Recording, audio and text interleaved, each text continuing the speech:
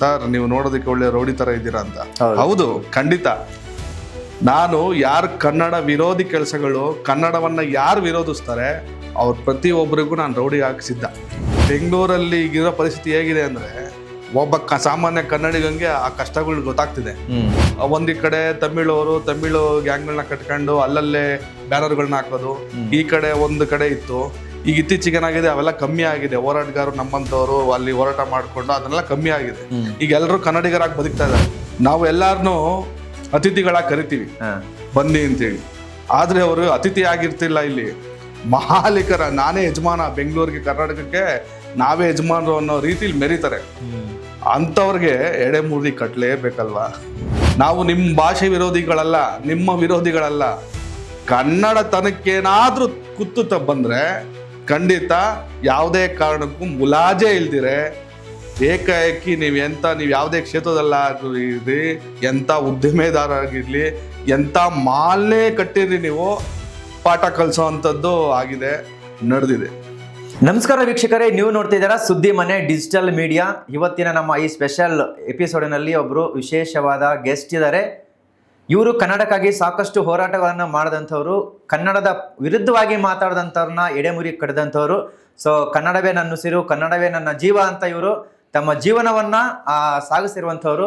So ಅವರ ಹೆಸರು ಅಬ್ಬಿಗೆರೆ ಅಂತ ಹೇಳಿ. ಸೊ ಹೆಸರು ಕೂಡ ತುಂಬ ಚೆನ್ನಾಗಿದೆ, ಹೆಸರಲ್ಲೇ ಇದೆ ಅಗ್ನಿ ಅಂತ ಹೇಳಿ. ಸೊ ಅವ್ರನ್ನ ಕಾರ್ಯಕ್ರಮಕ್ಕೆ ಸ್ವಾಗತ ಮಾಡ್ತೀನಿ. ಸರ್ ನಮಸ್ತೆ. ನಮಸ್ಕಾರ ಸರ್. ಸರ್ ನಿಮ್ಮ ಹೆಸರಲ್ಲೇ ಇದೆ ಅಗ್ನಿ ಅಂತ ಹೇಳಿ. ಈ ಕನ್ನಡದ ವಿರುದ್ಧವಾಗಿ ಮಾತಾಡಿದಂಥವ್ರನ್ನ ಯಾವ ರೀತಿ ನೀವು ಎಡೆಮಿಡಿ ಕಟ್ಟಿದ್ದೀರಿ ಅಂತ? ಮೊದಲನೇದಾಗಿ ಶ್ಯಾಮ್ ಅವರೇ, ನಿಮಗೂ ನಮಸ್ಕಾರ. ಹಾಗೆ ಸುದ್ದಿ ಮನೆ ವಾಹಿನಿ ವೀಕ್ಷಕರಿಗೂ ಸಹ ಎಲ್ಲರಿಗೂ ನನ್ನ ನಮಸ್ಕಾರಗಳು. ಹೀಗೆ ನೀವು ಕೇಳಿದ್ರಲ್ಲ, ಕನ್ನಡ ವಿರೋಧಿ ಕೆಲಸ ಮಾಡೋರಿಗೆ ಯಾವ ರೀತಿ ಎಡೆಮುರಿ ಕಟ್ತೀರಾ ಅಂತೇಳಿ ಬಹಳಷ್ಟು ಹೋರಾಟಗಳನ್ನ ಮಾಡ್ಕೊಂಬಂದಿದ್ವಿ. ಈ ನಾನು ನೋಡ್ತಿದ್ದಂಗೆ ಕೆಲವು ಜನ ಹೇಳ್ತಾರೆ, ಸರ್ ನೀವು ನೋಡೋದಕ್ಕೆ ಒಳ್ಳೆ ರೌಡಿ ಥರ ಇದ್ದೀರಾ ಅಂತ. ಹೌದು, ಖಂಡಿತ. ನಾನು ಯಾರು ಕನ್ನಡ ವಿರೋಧಿ ಕೆಲಸಗಳು, ಕನ್ನಡವನ್ನು ಯಾರು ವಿರೋಧಿಸ್ತಾರೆ ಅವ್ರ ಪ್ರತಿಯೊಬ್ಬರಿಗೂ ನಾನು ರೌಡಿ ಹಾಕಿಸಿದ್ದ. ಕನ್ನಡ ವಿಚಾರದಲ್ಲಿ ನಾವಾಗಲಿ ನಮ್ಮ ಕರವೇ ಆಗಲಿ ರೌಡಿಗಳಾಗಲು ಸಿದ್ಧವಾಗಿರ್ತೀವಿ. ಆದರೆ ರೌಡಿ ಅಲ್ಲ ನೀವು, ನಿಜವಾಗ್ಲೂ ರೌಡಿ ಅಲ್ಲ. ಕನ್ನಡ ವಿಚಾರ ಬಂದರೆ, ಕನ್ನಡವನ್ನು ಯಾರಾದರೂ ವಿರೋಧಿಸಿದ್ರೆ ಅಂಥವ್ರಿಗೆ ನಾವು ರೌಡಿ ಆಗೋದು ಖಂಡಿತ. ಈ ಕನ್ನಡದ ಅಭಿಮಾನ ಹುಟ್ಟಿದ್ದು ಎಲ್ಲಿಂದ ಸರ್? ಯಾವಾಗಿಂದ ಈ ಪ್ರೀತಿ ಬಂತು ಕನ್ನಡದ ಮೇಲೆ ಅಂತ? ಅಂದರೆ ಕನ್ನಡಿಗರಿಗೆ ಎಲ್ಲರಿಗೂ ಹುಟ್ಟತಾನೆ ಪ್ರೀತಿ ಬಂದಿರುತ್ತೆ. ಈ ಕನ್ನಡ ಪರವಾಗಿ ನಾವು ನಿಲ್ಲಬೇಕು, ಕನ್ನಡದ ವಿರುದ್ಧವಾಗಿ ಯಾರಾದರೂ ಮಾತಾಡಿದರೆ ಅವ್ರನ್ನ ಎಡೆಮುರಿ ಕಟ್ಟಬೇಕಂದ ಈ ಥರದ್ದು ಎಲ್ಲ ನಿಮಗೆ ಯಾವ ಹುಟ್ಕೊಂತು ಅಂತ? ಬೆಂಗಳೂರಲ್ಲಿ ಹುಡ್ತಕ್ಕಂಥ ಎಲ್ಲ ಕನ್ನಡಿಗರಿಗೂ ಅದು ಹುಡ್ತಾಗಿಂದನೇ ಅನುಭವ ಆಗ್ತಾನೆ ಇರುತ್ತೆ. ಈಗಲೂ ಅನುಭವ ಆಗ್ತಾ ಇದೆ, ಮುಂದಕ್ಕೂ. ಇವಾಗ ಏನು ಬೆಂಗಳೂರು ಹುಟ್ಟಿದ್ರೆ ಸಾಕು, ಎಲ್ಲ ಕಡೆ, ಬೇರೆ ಕಡೆ ಎಲ್ಲ ಕಮ್ಮಿ ಇದೆ. ಬೆಂಗಳೂರಲ್ಲಿ ಈಗಿರೋ ಪರಿಸ್ಥಿತಿ ಹೇಗಿದೆ ಅಂದರೆ ಒಬ್ಬ ಸಾಮಾನ್ಯ ಕನ್ನಡಿಗಂಗೆ ಆ ಕಷ್ಟಗಳು ಗೊತ್ತಾಗ್ತಿದೆ. ಏನು ಕಾರಣ, ಬೆಂಗಳೂರಲ್ಲಿ ನಡೀತಾ ಇರೋಂಥ ಈ ಒಂದು ಅನ್ಯ ಭಾಷಿಕರ ಹಾವಳಿ, ಇಲ್ಲಿ ಇವ್ರು ನಡ್ಕೊಂತಾರಂಥ ರೀತಿಗಳು, ಇಲ್ಲಿ ಇದೇ ನಮ್ಮನ್ನ ಕಿಚ್ಚೆಪ್ಸ್ಬಿಡುತ್ತೆ. ಆದರೆ ನಮಗೆ ಆಗಿಂದನೂ ಸಹ ಈ ಒಂದಿ ಕಡೆ ತಮಿಳು ಗ್ಯಾಂಗ್ಗಳನ್ನ ಕಟ್ಕೊಂಡು ಅಲ್ಲಲ್ಲೇ ಬ್ಯಾನರ್ಗಳನ್ನ ಹಾಕೋದು, ಈ ಕಡೆ ಒಂದು ಕಡೆ ಇತ್ತು. ಈಗ ಇತ್ತೀಚೆಗೆ ಏನಾಗಿದೆ, ಅವೆಲ್ಲ ಕಮ್ಮಿ ಆಗಿದೆ. ಹೋರಾಟಗಾರರು ನಮ್ಮಂತವ್ರು ಅಲ್ಲಿ ಹೋರಾಟ ಮಾಡ್ಕೊಂಡು ಅದನ್ನೆಲ್ಲ ಕಮ್ಮಿ ಆಗಿದೆ. ಈಗ ಎಲ್ಲರೂ ಕನ್ನಡಿಗರಾಗಿ ಬದುಕ್ತಾ ಇದ್ದಾರೆ. ಆದ್ರೆ ಈ ಇತ್ತೀಚೆಗೆ ಸ್ವಲ್ಪ ಉತ್ತರ ಭಾರತೀಯರು ಸ್ವಲ್ಪ ಸ್ಟಾರ್ಟ್ ಮಾಡ್ಕೊಟ್ಟಿದ್ದಾರೆ. ಅವ್ರಿಗೂ ಎಡೆಮುರಿ ಕಟ್ಟಿದೀವಿ, ಇನ್ನು ಸ್ವಲ್ಪ ಕಟ್ಟೋ ಅಂಥದ್ದಿದೆ. ಸರ್ ನೋಡಿ, ಇದಂತ ವಿಪರ್ಯಾಸ ಅಂದ್ರೆ ನಮ್ಮ ನಾಡಲ್ಲಿ ನಮ್ಮ ಭಾಷೆಗಾಗಿ ನಾವೇ ಹೋರಾಟ ಮಾಡುವಂತ ಒಂದು ಪರಿಸ್ಥಿತಿ ಬಂದ್ಬಿಟ್ಟಿದೆ. ಖಂಡಿತ ಹಾಗಾಗೋಗ್ಬಿಟ್ಟಿದೆ. ಏನಂದ್ರೆ ನಾವು ಎಲ್ಲಾರನ್ನೂ ಅತಿಥಿಗಳಾಗಿ ಕರಿತೀವಿ, ಬನ್ನಿ ಅಂತೇಳಿ.